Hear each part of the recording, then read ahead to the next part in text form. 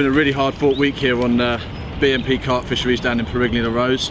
Unfortunately, when we arrived, the owner said that the lake's been flooded due to a dam being opened up on the Seine to protect Paris. I don't know if you can see, but where I'm currently now is actually meant to be a swim, so the water's about 7 foot higher than it should be. But we've persevered anyway.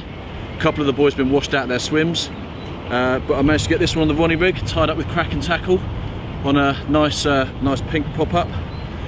This one weighed in at 32.4 £. Dan's had one at just under 31 £, and Luke's caught another one at 18 £. So really pleased so far with today. Hopefully we can nick another one. I'm just going to put this one back and show you how I tied my rig. Just thought I'd talk to you guys a little bit about the rig that I was using earlier to catch the fish. I'm using the Ronnie rig. Everyone seems to be using it at the minute, so if it ain't broke, don't fix it. I like to start off by tying the end of the rig that actually goes onto my heli setup rather than tying the business end of the rig first. Reason being is sometimes if you're pulling a knot tight, it can slip, your hand can pull into the hook, and if you're using barbed hooks, obviously that's pretty bad news. So I like to take off about 12 inches of the 20-pound chod filament, the armoured chod filament that the Crack and Tackle do by Hobo Armour.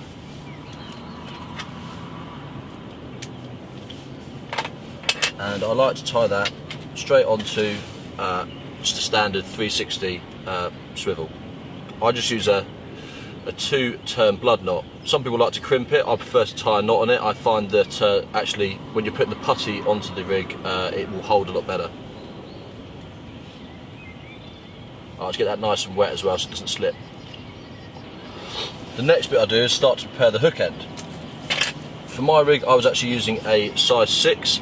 I know a lot of people come over to France and like to use a size 4 or a size 2 for the big fish, but not knowing the lake very well, we don't know how riggy the fish are going to be, so I'm using a slightly smaller hook than what I'd really like to use. What I do next is I take a 360 quick chain swivel, which Hobo Armour do. I like to get my scissors in there and just open up the quick change section of the swivel slightly. Makes it a lot easier to get your hook onto. Next, I just put the swivel through the back of the eye and clip it on. Best thing to do now, once you've got that on there, is just to give it a little tighten to prevent the hook from slipping. I know we're going to put some a kicker over it in a minute, but it's just nice just to have everything nice and tight. Next thing we do is we take one of the L kickers, slide this down over the hook. I like to try and wet the inside a little bit as well, just to give it that extra bit of lubrication to slide it on.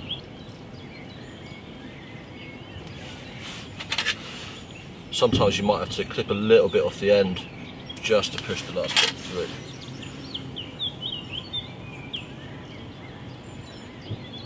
Here we go. Now if you push that down over the eye of the hook and over the swivel just to prevent it from coming off, that'll be just fine. Next thing we do is we take one of the micro swivels and slip that over the hook. Be really careful, hooks are super sharp. Get a hook bead, slide the hook bead on.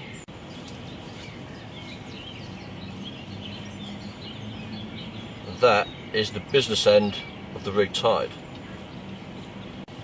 Next thing, I'm going to tie this onto the chod filament. This is the point at which you can choose how long you'd like to have your boom section. I like to keep mine to about between 4 and 6 inches depending on where I'm fishing. I don't want it too long, I just find it's more likely to get tangled. Again, just a 2-turn blood knot is absolutely fine, nice and tight. Next thing I do, start to trim down all my tag ends. Obviously this is going to need a little bit of steam in a minute to keep it nice and straight, but now I've got that little knot there, it makes it much easier for the putty to attach to it.